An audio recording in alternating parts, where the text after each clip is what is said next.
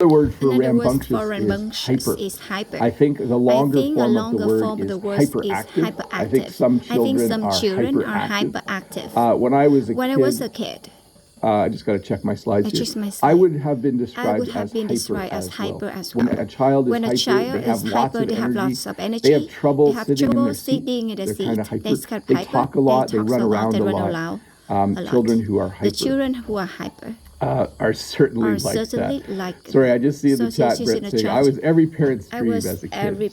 So I have a slide maybe that describes Brent coming up later. We'll see if this one applies to Brett. Some children are inquisitive. And I know this seems like a really long and big English word, but we do use this word. We will say things like, one of my children is really inquisitive, or my neighbor's kid is really inquisitive, or my nephew or niece is very inquisitive. An inquisitive child is interested in the things around them. So in this picture, you can see an adult playing a guitar, and the child is interested. The child is being inquisitive. They want to know where the sounds come from. Maybe they want to play the strings themselves. My children have always been inquisitive.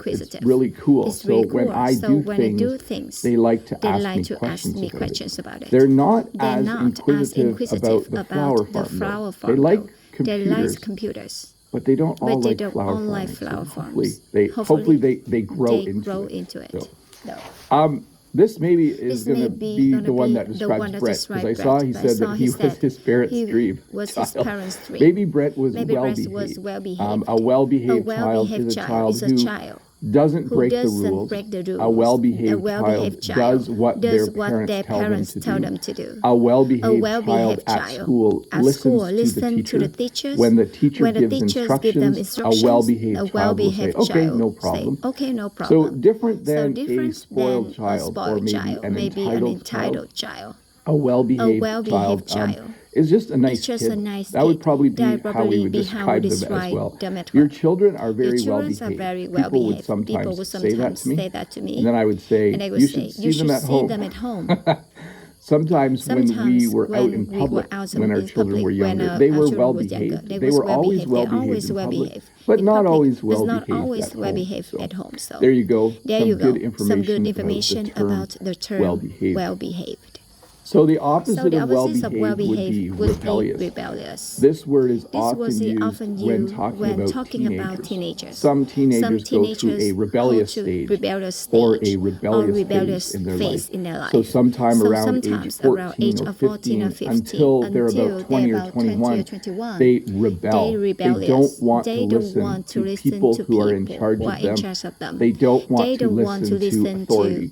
So rebellious teenagers sometimes don't listen to their parents. They don't listen to their teachers. Sometimes they get in trouble with the law. And sometimes they engage in behavior that we call self-destructive. Okay? So a rebellious teenager might do things that are self-destructive, like smoking. Sometimes maybe they do drugs. But definitely teenagers who are rebellious do not listen to teachers, do not listen to their parents.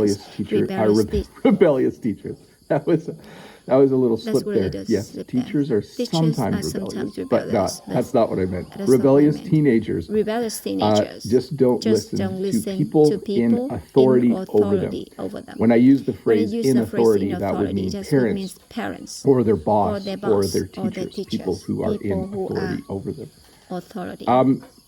You might have run into a child who is alert. A child who is alert. Well, it's the opposite of a child who falls asleep. When we would drive in our van a long distance, some of our kids would fall asleep, but we have other kids who were very alert while we were driving. They like to look at things out the window. Sometimes children who are alert sit in the front of the classroom, and they're very interested in the lesson. So a child who is alert doesn't always have their eyes wide open, but it's a good way to remember the word alert. A child who is alert is certainly paying attention. A child who is alert is certainly aware of what's happening around them. Definitely.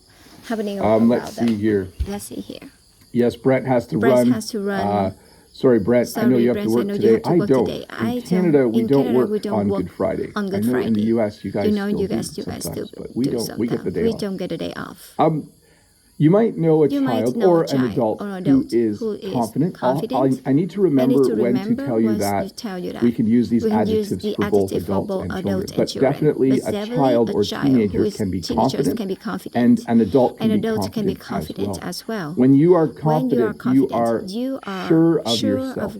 You are self-assured. A couple of extra terms there. When you are sure of yourself, you don't doubt yourself. So if you doubt yourself, you don't think you can do things. If you are confident, you believe you can do something. If you were on a basketball team and the coach said, you need to play, go on the court.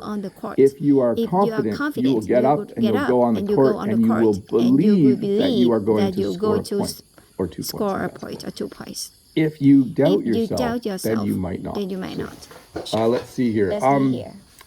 Next word is considerate. I think we actually did this word in a previous describing lesson. But a considerate child is a child who is aware of what people around them need and is very helpful and kind and polite. So a considerate child would hold the door open for me when I walk into the school. A considerate sister would help their younger brother with his homework. A considerate person looks at people around them and thinks, how can I help this person? And then helps them do whatever they do. In this picture, you can see a sister helping her brother with homework. I would say that she's a very considerate person.